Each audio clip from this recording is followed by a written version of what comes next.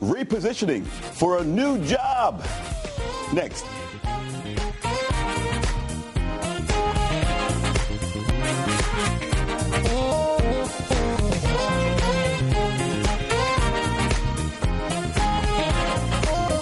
And welcome to the Stan Simpson Show, a program about Connecticut people and compelling issues, making a point to drop in every week.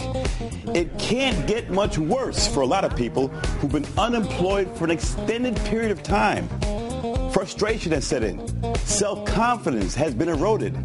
And there are concerns about whether there'll be a rebound in 2011. Career consulting coach John Brubaker joins us, telling us to cheer up because the job market will get better next year, he says. And he gives tips on how to position yourself for a new opportunity.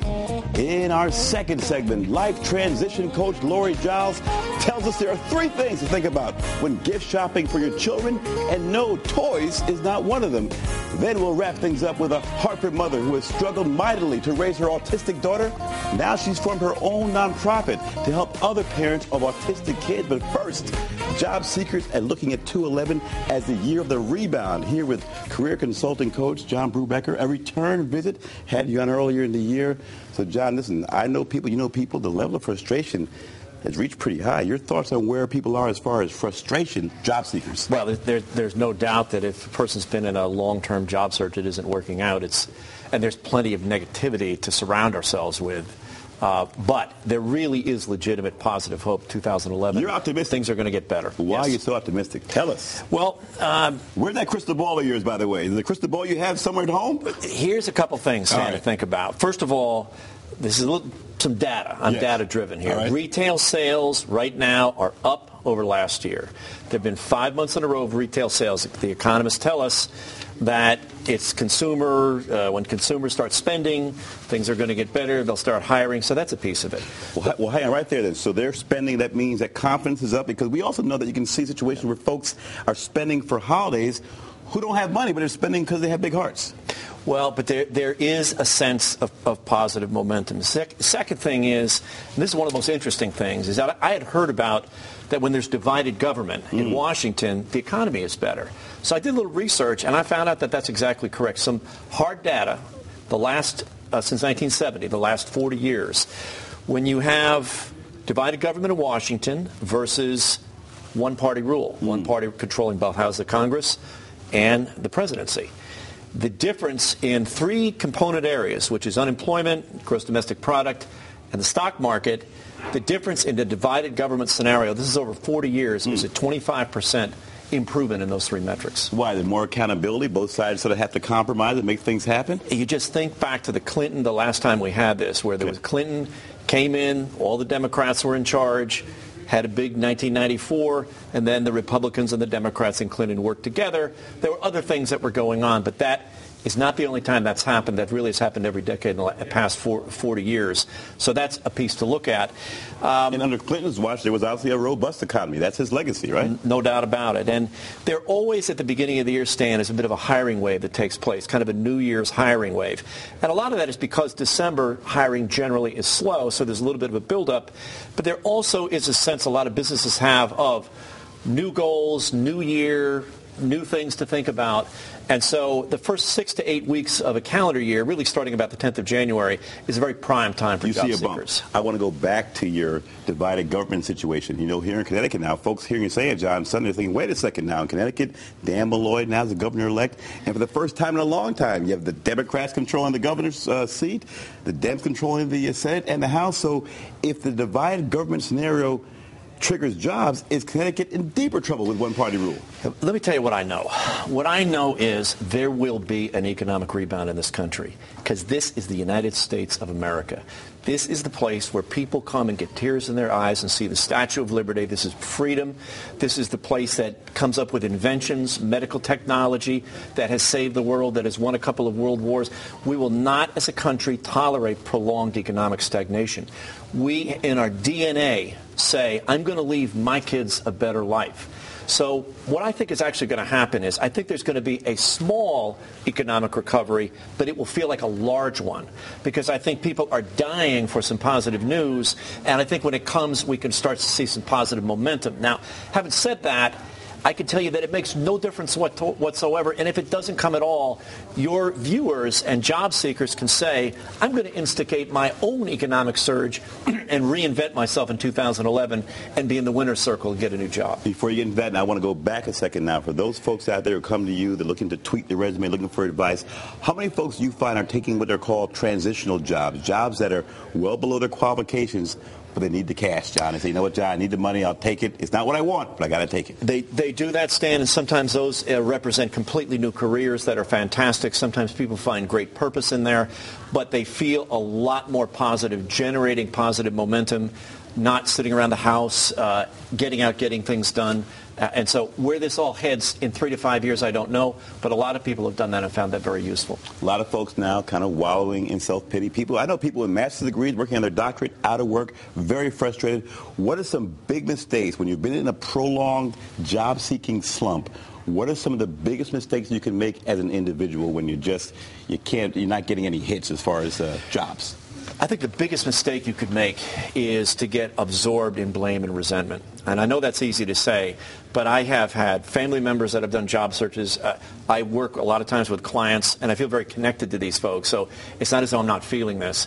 But I can tell you this, is that the people that at some point take the responsibility and eliminate the blame and resentment. I mean, I have... What kind of blame are you hearing? Are they blaming the market, blaming people? What are you hearing?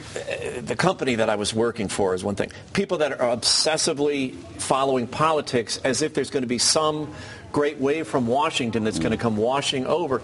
Anything that you do where you're putting the success that you might have in somebody else's hands, by and large, is not a good thing. Good point. So not looking in the mirror and saying, what can I do? Blaming it on the circumstances and not what else you can do. Poisonous. How about isolation now? People who shut down, and so does maybe it's to the bar, maybe it's at home, but they isolate. They don't get out there and circulate. That's a dreaded disease, and there is almost this zombie thing that people sitting around on the internet, sending things out. It is unnatural for people not to be out and connect with people. So if you're in a transition right now of employment, you need to double up on seeing people. You need to get out. You need to circulate. You need to take walks. You need to walk into companies with your resume. You need to be face-to-face, because otherwise people just tend to collapse and get internally driven. That's not a good place to be. Because you know, too, that the self-esteem issue, right, and an embarrassment issue. Out 1 year, 2 year, you got all the credentials, and you're trying to explain why you're out of work. It's frustrating to go out there and mingle when you don't feel good about yourself. Yes. The most important thing that I think somebody can do, Stan, if they're trying to look for what would be one basic idea, is to reinvent themselves and stop thinking of themselves as a person looking for a job and rethink themselves as the solution to some company's problem. I have a sales manager that I was working with who said breaking sales records with his national sales team. And I said, well, now what's been the key to this? And he said, the key is I go out there and train my guys in the technical information that they need to provide a higher level of service to their clients.